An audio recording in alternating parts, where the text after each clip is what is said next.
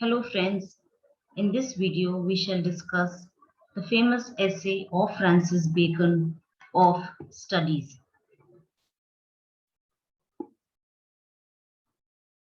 Let us do a little about the author. Francis Bacon was born on January 22nd, 1561 in London, England. He came of an aristocratic family, being the son of Sir Nicholas Bacon, Lord Keeper of the Great Seal. His mother was the daughter of Sir Anthony Cook and sister-in-law of Sir William Cecil. In his late teens, he practiced of law in Trinity College. He spent 3 years at Cambridge, and when he left, he carried with him a deep dislike of the system of academic education that prevailed there. At 23, he became a member of the House of Commons. During his career as counsel and statesman, Bacon often wrote for the court. In 1584, he wrote his first political memorandum, a letter of advice to Queen Elizabeth. In 1592, to celebrate the anniversary of the Queen's coronation, he wrote an entertaining speech in praise of knowledge. The year 1597 marked Bacon's first publication, a collection of essays about politics. The collection was later expanded and republished in 1612 and 1625. His career flourished under King James I, but later scandals ended his life as a politician. He was imprisoned in the Tower of London, stripped of all offices and honours for having accepted bribes as Chief Justice of England. He was also a philosopher, scientist by nature. Known as the father of empiricism, Francis Bacon established the Baconian method to investigate natural science. His approach led to the development of the scientific method, which is still used. He died on April 9, 1626, at the age of 65 because of bronchitis. This essay that we are going to deal with is a formal essay written by Francis Bacon, which is an intellectual discussion, and it builds up a formal and serious tone and caters to the mind.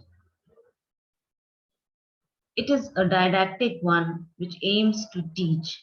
It lays out the value of knowledge in practical terms and is full of wisdom.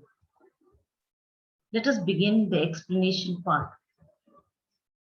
Studies serve for delight, for ornament, and for ability. The chief use for delight is in privateness and retiring. For ornament is in discourse, and for ability is in the judgment and disposition of business. Here, Bacon says that a study of books is useful from 3 points of view. It is a source of pleasure, it has an ornamental value, and it adds to one's ability. The pleasure of study can chiefly be enjoyed by a man who is leading a life of aloofness and retirement. The ornamental value of study shows itself in the conversation of a well-read man. The ability that a man develops by reading books is helping to him in judging business propositions and in handling them. It is true that men of experience have the skill to implement business projects, and they perhaps have the ability to arrive at correct judgments of individual items of business. But the general guidance, the planning, and the overall management of affairs can be expected only from persons who have done a lot of reading and have derived ample knowledge from books.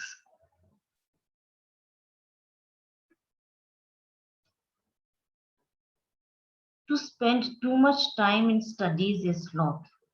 To use them too much for ornament is affectation. To make judgment wholly by the rules is the humor of a scholar. Sloth means indolence, laziness. Affectation means false display. The humor of a scholar means the eccentric behavior of a scholar, that is, the whimsical conduct of a scholar.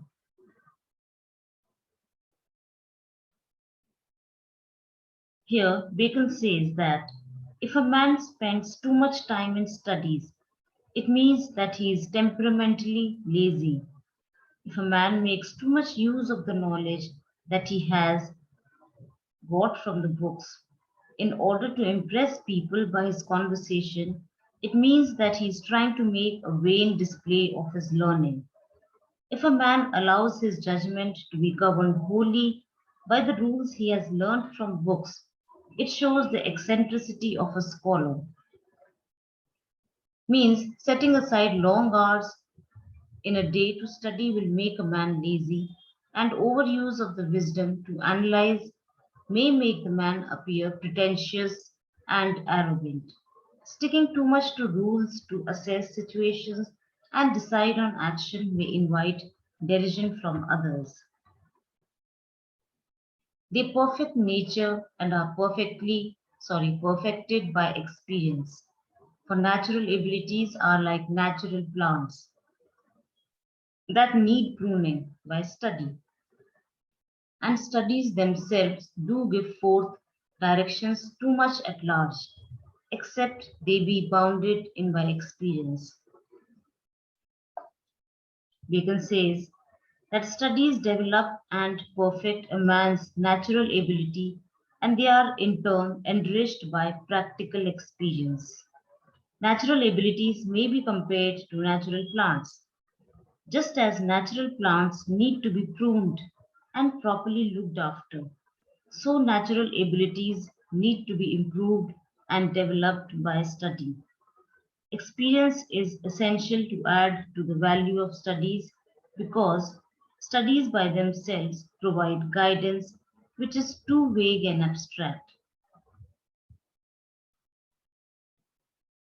Here, pruning means the word, the spelling is pruning.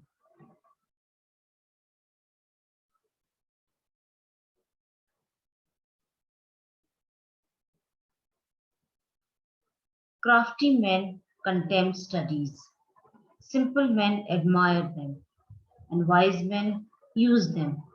For they teach not their own use, but that is a wisdom without them, and above them won by observation.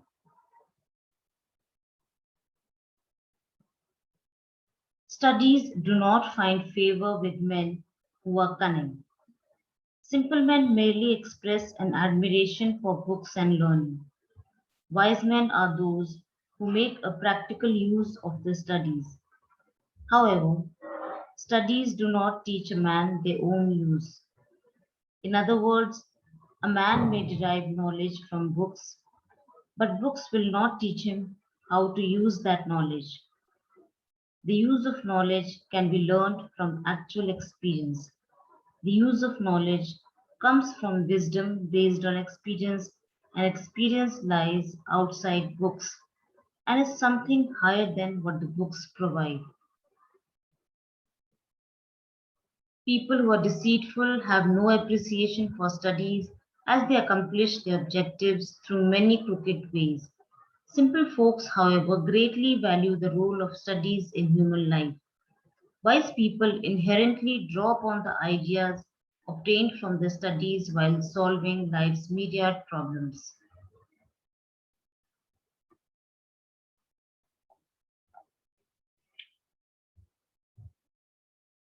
Read not to contradict and confute, not to believe and take for granted, not to find talk in discourse, but to weigh and consider.